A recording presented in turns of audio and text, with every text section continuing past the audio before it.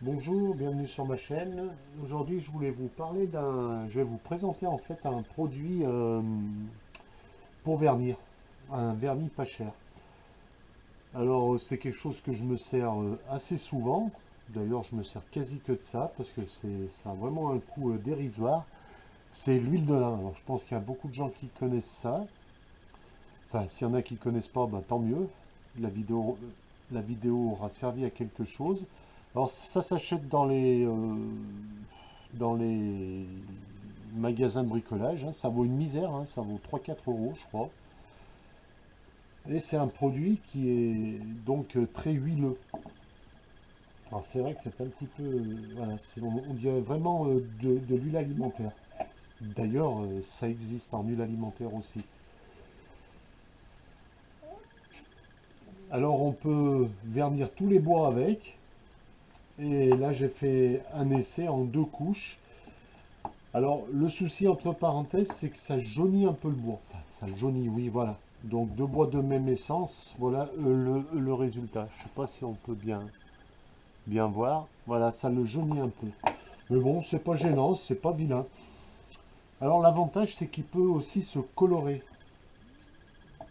Alors, si on a un bois foncé, on peut employer aussi du brou de noix. Ça aussi, ça vaut une misère, hein, ça vaut rien du tout. Et on mélange les deux jusqu'à obtenir la teinte voulue. Alors, l'inconvénient de ce produit, enfin l'inconvénient, c'est pas tellement un inconvénient, c'est qu'il sèche très lentement. Il faut bien compter 1 à 2 jours de séchage complet. Enfin, là, je l'ai fait hier, apparemment c'est bon. Ouais, il faudrait peut-être attendre 1 ou 2 jours de séchage. Et après, bah, ça donne une surface soyeuse, c'est assez intéressant comme produit. Moi, j'utilise quasi que ça. Quand je fais des choses extérieures, je prends de la lasure incolore, mais autrement, pour tout ce qui est meuble,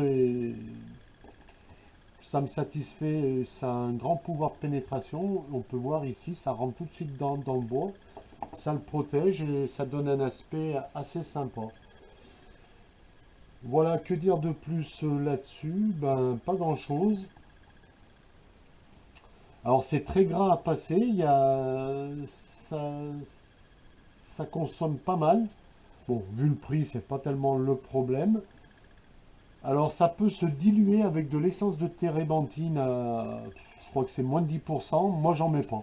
Moi je l'utilise pur. Alors l'essence de térébenthine va permettre de sécher plus vite. Mais bon, comme je suis pas pressé, ben je l'utilise pur et je laisse sécher, c'est plus naturel. J'aime pas du tout l'odeur de l'essence de térébenthine.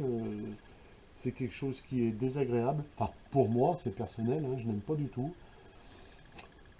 Voilà, donc après, quand on n'utilise pas d'essence de térébenthine, eh ben, le pinceau il est mort. Enfin, il n'est pas mort, mais moi j'utilise toujours le même pinceau que je laisse.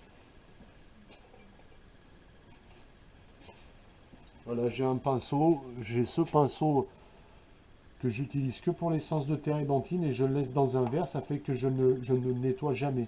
C'est très gras, donc voilà, vous voyez, ça laisse encore même après plusieurs jours, ça ne sèche pas. Le pinceau ne sèche jamais et il peut être utilisé à l'infini.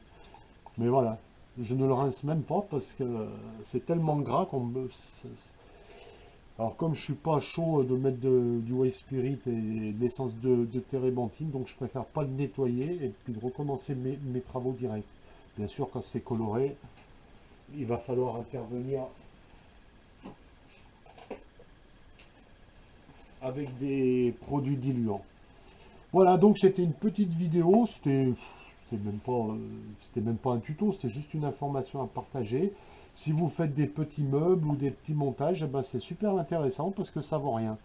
Alors, c'est sûr qu'il n'y a pas l'effet polyuréthane, il n'y a pas l'effet résine, vitrification, mais bon, si on cherche ça, eh ben on achète de la résine, mais autrement, ça laisse un bel aspect et ça a un haut pouvoir de protection. Voilà, c'était juste un petit partage. Eh ben, je vous dis à bientôt pour une prochaine vidéo.